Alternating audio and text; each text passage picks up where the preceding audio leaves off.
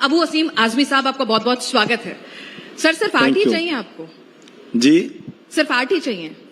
8 ही विधायक चाहिए आप कह रहे हो? 8 मिलने के बाद ये पूरी उम्मीद है।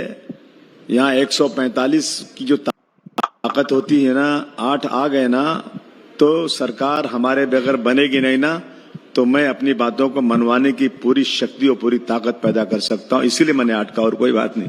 नहीं, आपने 8 तो इसलिए भी कहा अगर 8 आ जाएंगे तो मुस्लिम सुरक्षित हो जाएंगे। अभी मुस्लिम 100% 8 आएंगे ना तो महायुति सरकार आएगी तो मुझे सरकार में शामिल करने के लिए मजबूर होगी, और मजबूर होगी तो मैं भी उनको डिक्टेट करने की ताकत पैदा करना चाहता हूं, और दुआ कर रहा हूं कि 8 आ जाए और सरकार में शामिल हो जाए, ताकि सारे जुल्म जाति के खिलाफ लड़ाई लड़ने की ताकत पैदा कर सके। सर, पहले 8 सीट तो मिल जाए, वो भी नहीं मिल पा रही अभी तो। नहीं, होगी। कभी कभी तो 3-4 में भी काम हो जाता है। नहीं, आपका टारगेट तो 8 था, पहले 12 था, फिर आपने कहा 12 नहीं दोगे तो चुनाव नहीं लड़ूंगा, फिर कहा 5 नहीं दोगे तो चुनाव नहीं लड़ूंगा। नहीं, मैंने ऐसा नहीं कहा। मैं कहा लड़ूंगा जरूर, मैं लड़ूंगा, जरूर लड़ूंगा। बातें तो की जाती है ना। इस देश में क्या है ना, अगर तोप का लाइसेंस मांगो तो बंदूक का बड़ी मुश्किल से मिलता है। हम 12 की बात कर रहे हैं, लेकिन हम कम पे भी लड़ने को तैयार हैं। लेकिन हम किसी तरह से भी वो सांप्रदायिक शक्तियां जिन्होंने इस देश को धर्म के नाम पर बांटने की कोशिश किया है, एक ही मुद्दा है, सिर्फ लड़ाओ और राजनीति करो। बटोगे तो कटोगे, व्हाट इज दिस। हम कहते हैं सब मिलके रहो। ऐसे लोगों को सत्ता से निकालने के लिए हमारी पूरी कोशिश है। लेकिन बटोगे तो कटोगे का आपने जिक्र किया है, पोस्टर लगे और कह रहे हैं उसके बाद अबू असीम आजमी साहब डर गए।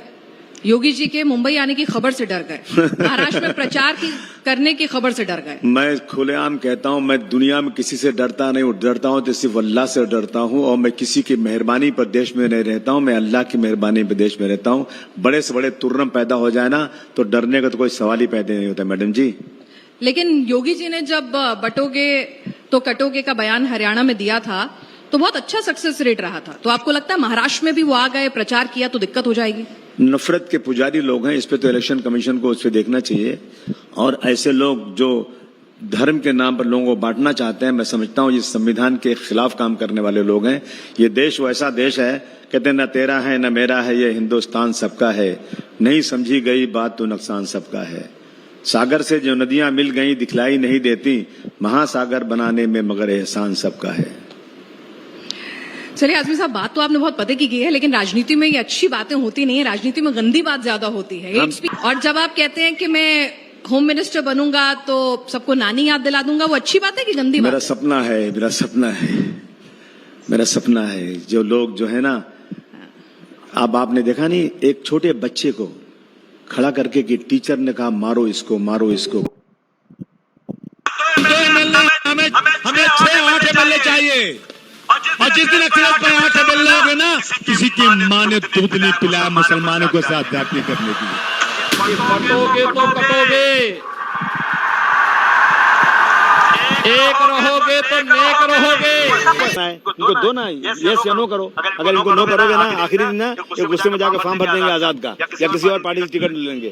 अभी मैं भी इंतजार में हूँ, कोई अच्छा आदमी टिकट नहीं मिला, मैं आप या मेरे पास मेरे टिकट ले ले। ऐसी होता है। तो इन लोगों को पहले बता देना चाहिए, इनको इस तरह से वेट नहीं करना चाहिए यहाँ बिठा के फुटपाथ पे। कितने उम्मीदवारों को अभी तक खड़ा करना है? 5 तैयार हैं, बाकी अगर कल दोपहर तक नहीं हुआ ना तो 25 लड़ेंगे। सर, 25 की बात कर रहे हैं आप, कौन कौन सी सीटें हैं जिसको लेकर आप इच्छुक हैं? इतना याद नहीं मुझे यार, 5 पक्की है, बाकी मेरे पास ऐसे है। मुंबई की बता दीजिए। मुंबई की है, एक बाइकल्ला की सीट है, और यहाँ की अपना वर्सोवा की सीट है। ये 2-3 सीटें हमारी। अणुशक्ति नगर से आप फहद की बात कर रहे हैं, क्या कह रहे हैं सर? आप उन्हें यादव ने कहा कि हमारे गांव के लोग परेशान हैं, मैं 50 लाख रुपया देता हूँ।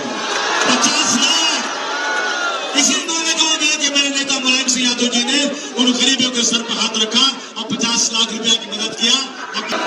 हम 2 एमएलए, हमें 6-8 एमएलए चाहिए, और जिस दिन अखिलेश पर 8 एमएलए होंगे ना, किसी की माँ ने दूध नहीं पिलाया मुसलमानों को साथ।